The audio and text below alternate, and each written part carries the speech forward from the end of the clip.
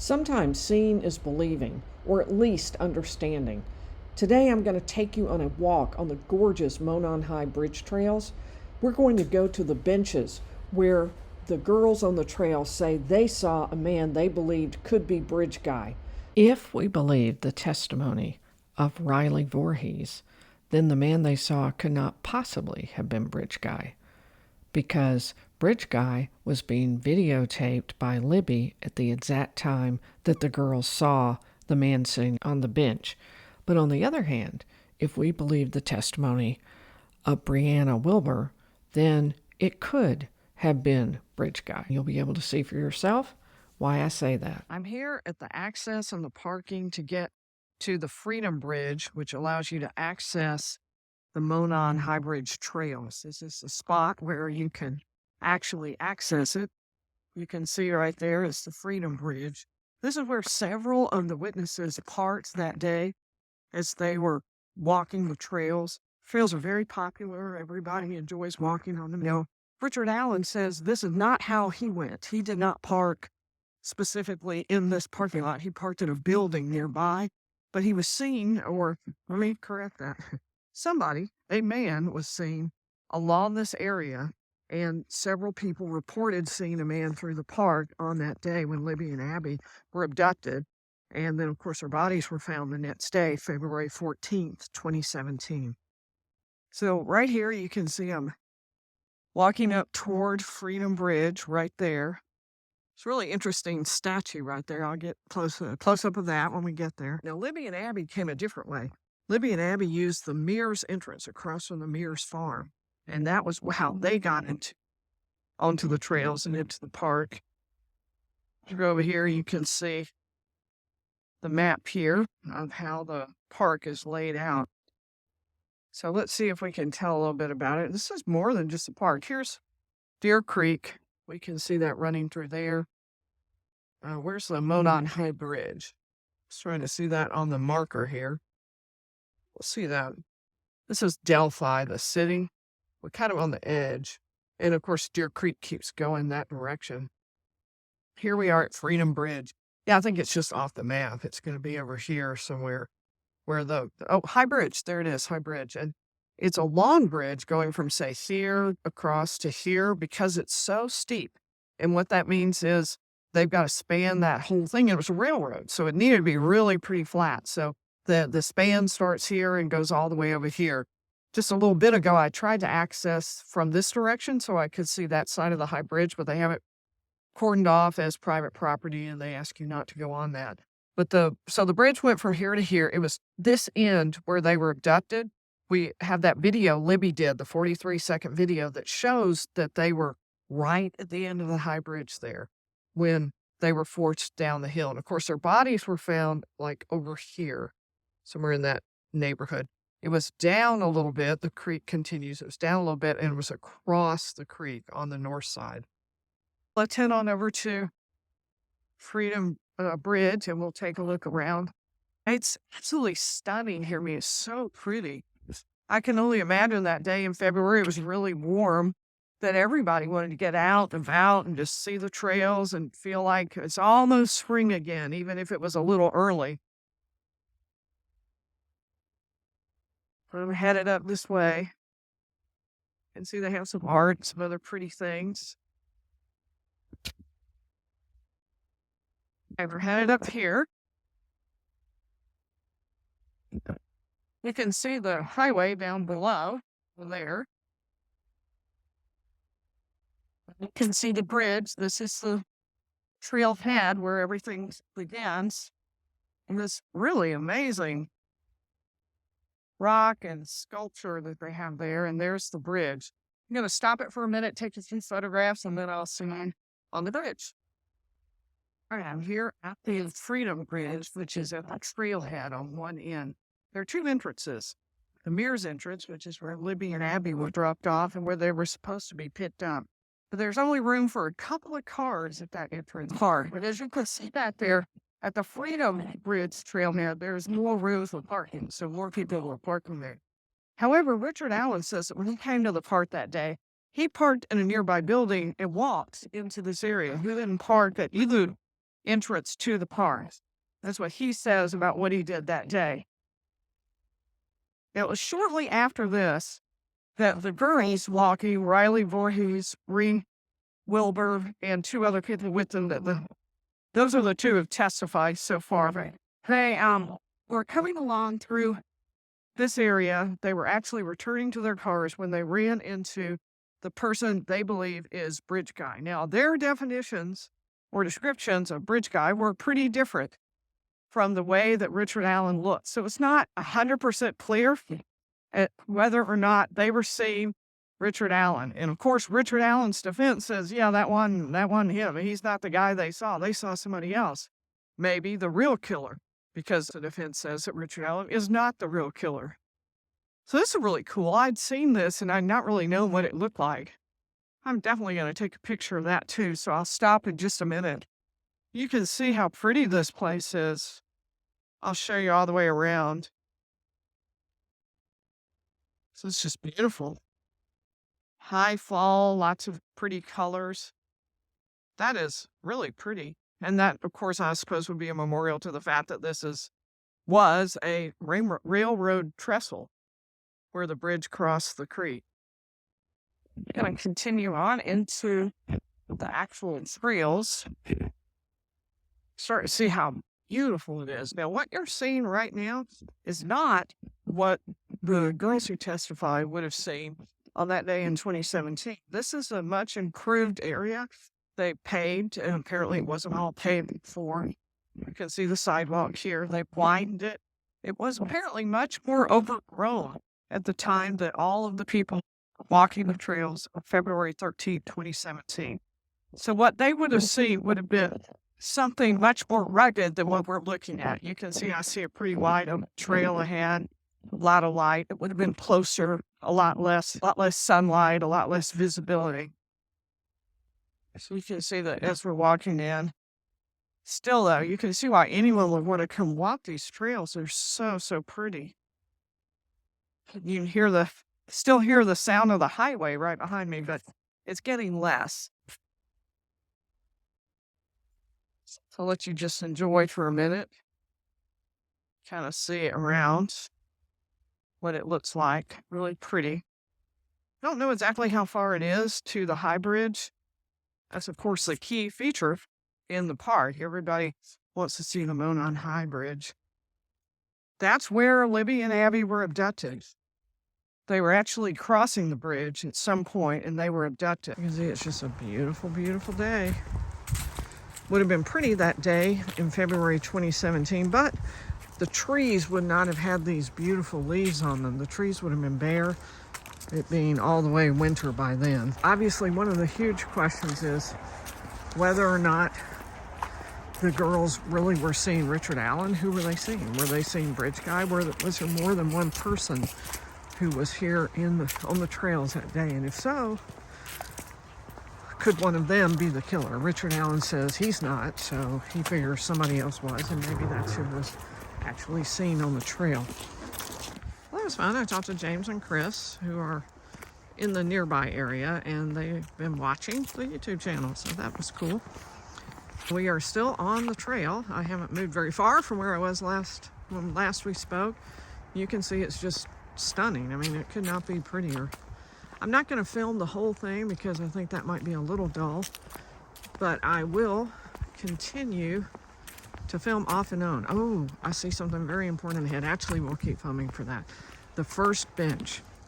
Now, this first bench is where the 3 girls, it was really 4, but for some reason it's constantly referred to as the 3 girls.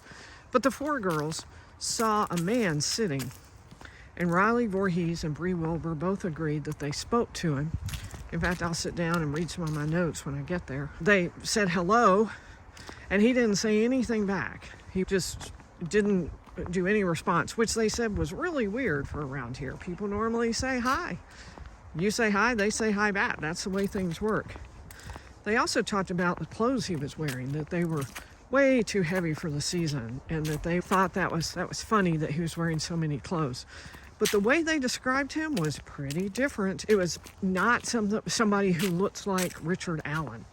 And the defense has made a lot of points with that, saying, does Richard Allen look like a tall, muscular 20-year-old? No, not at all. He looks like a significantly older, small man. He's 5'5", his attorney said. His fishing license says either 5'4" or 5'6", depending. But he's nothing you would describe as tall. He's very small as well, so you would expect him to be described as small, not muscular. So he just doesn't seem to fit the description that the girls give. So was it even the same guy? The defense says there's not a lot of connection. So we're coming up. You can see that bridge, not bridge, you can see that bench in the distance right there. And I thought you'd be interested to see that. It's just a little ways in. So Richard Allen would have walked over, entered the trail, because he says he was here. There's no question he was here. He admits he was here that day. He self-reported to the police. He told them he was here. So they had asked the community to come in, help us. If you saw anything, even if you don't think you saw anything, come talk to us because we need to catch the killers. And he therefore went in and he volunteered, told law enforcement that he had been on the trails that day. A few days later, on the 18th, he was interviewed. Initially, the man who interviewed him offered to come to his house or maybe have Richard Allen come to the station. But Richard Allen said, well, I'm headed into town. I'm going to be going to the grocery store. You want to just meet in the parking lot? The prosecution thinks that's a little suspicious because what that means is that Richard Allen didn't want the police in his home. But Richard Allen's defense lawyer said, well, maybe some people just don't like the idea of the police coming in their home. Or maybe they don't like the idea of being down at the station. Maybe it feels weird. That doesn't mean that he's guilty. So here we are coming up. Now remember, I've seen some pictures, and back at the time that Libby and Abby were abducted and murdered, this looked pretty different. You see how open this is? A lot of sunlight. You can see clearly. But this is all expanded and new. The path, the pavement, everything about that is new, because at the time that Libby and Abby were abducted and murdered, it was overgrown. There were trees hanging on either side. It was a much narrower path, and it wasn't paved. So they had a different view of that, and it would have been a little scarier. Oh, we can see Deer Creek now down there. We can start to see Deer Creek, which, of course, figures prominently in everything. And Monon High Bridge crosses it.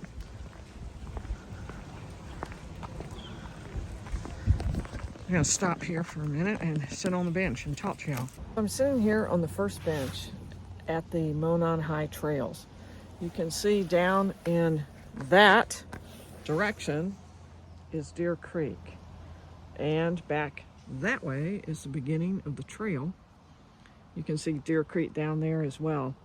So I'm sitting here, I've walked just to the first bench. This is about where the girls ran into the man they believe is Bridge Guy. They were out taking a walk, they ran into a guy, and they said he was pretty unfriendly. I thought I'd take a look at my notes, make sure I get all of the things that they said so that you will have a good idea of exactly what the facts are. It's a beautiful day out here at the trails, so I'll let you look while I take a look at my notes and tell you about what the girls said about being here at the trails that day. Riley Vorhees said that she went just about every day to the trails. Abby and Libby were friends of hers on social media. She was, at the time, a 10th grader. She herself, Riley Vorhees, and Abby and Libby were a couple of years younger. They were 8th graders. So she came out here with 2 of her sisters and Breanna Wilson. They didn't go all the way to the end of High Bridge. They did enter the park through Freedom Bridge entrance. That's where we were, as you know. Now, there was an old railroad trestle up ahead. That's the Monon High Bridge. And they went to the first platform. She doesn't think either of her sisters went, but she did. They left home about 11:30, and then they went under the bridge to take pictures of the water. We'll look at that in just a minute. They went down the right side, but there wasn't a path there. It's the beginning of the bridge, not to the end where Abby and Libby were abducted. They walked back toward Freedom Bridge then. They said it was 47 degrees maybe, light jackets. Just a nice day, especially for February. They saw a person walking a dog on the way to the bridge, and then on their way back, they saw someone when they were almost to Freedom Bridge who didn't say hi back, who glared at them and seemed not to be a happy person, she said. She mentioned it to her friends. She thought it was unsettling, and she told them he seems to be unhappy, and they didn't seem to even notice him. The person she saw, she said, was overdressed for the weather. His face was covered. He was wearing a hat, and he was Caucasian. He had a mask over the tip of his nose, not covering his eyes. He was wearing a hat. He had a heavy coat with a hood, and his hands were in his pockets. Now, any of that could have described Bridge Guy, because he for sure was wearing a heavy coat. He had his hands in his pocket, medium heavy. I didn't notice a mask, though, on Bridge Guy. That seems a little different. She said she saw the Bridge Guy image and immediately realized it was the man she had seen on the trail. She figures they left sometime after 2. They were at Bree's house by 2:20, and she herself had to be home by 2:30, so they would have left by maybe about 2:15, gotten to the opening of Freedom Bridge. She told police that the man she saw was in all black. She said later, well, maybe it just seemed dark because of his unhappy behavior. She told Steve Mullen that the man had a black hoodie, black pants, black mask, and his face was covered by that black cloth on the mask. His hands were in his pocket. She could only see his mid-nose to his eyebrows, so not exactly a full shot. He was in his early 20s or 30s, had a bigger build, and she said he was muscular in her statement. He had dirty blonde hair sticking out of his hoodie, and it was curly. Now, none of that seems like Richard Allen. Richard Allen is not of a bigger build. He is not in his 20s or 30s. He is not muscular.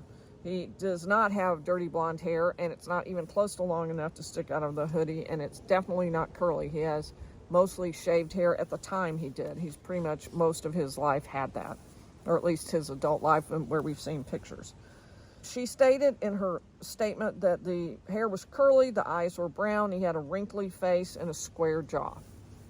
So the first one was a 2017 statement, then there was a 2021 statement, and she admitted that she felt like her memory had been affected by what she's seen. One of the issues with what she says is that if she was leaving the park by about 2:15, that means that she would have seen Bridge Guy at 2:05, 2:10, probably more like 2:10. And since the girls were taking a photograph of Bridge Guy at the end of the bridge at 2:13, how could that conceivably have been the guy she saw? There's just no possibility, because he was all the way out at the end of the Monon High Bridge, and it's a long bridge, and right behind the girls at 2:13. So it seems like this pretty much needs to be someone different. It couldn't possibly be the same person. On the other hand, Bree Wilber testified that they saw the man shortly after she took a photograph at 1:26. If that's the case, then there could have been time for the man sitting on the bench to make it to the end of Monon High Bridge in time to be videotaped by Libby at 2:13.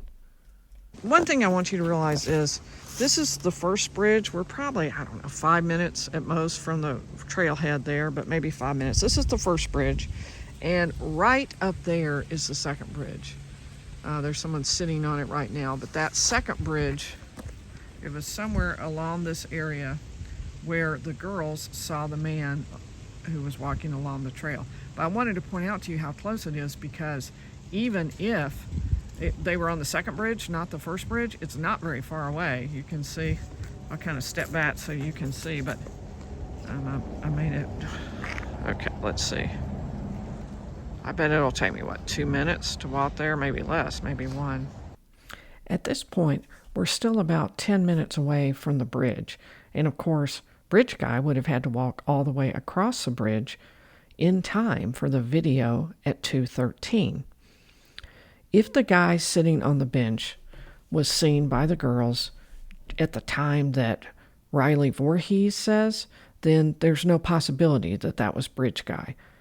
Not only did the girls describe somebody who doesn't look like Richard Allen, but it's also the case that whoever was sitting on the bench couldn't have made it all the way to the end of the bridge in time. On the other hand, if the testimony of Bree Wilber is correct, then the person sitting on the bench could have been Bridge Guy, because there was still enough time to make it to the end of the Monon High Bridge in time for the 213 video. So tell me what you think. Do you think the man sitting on the bench was Bridge Guy? Put it in the comments below, and I'll see you in the next video.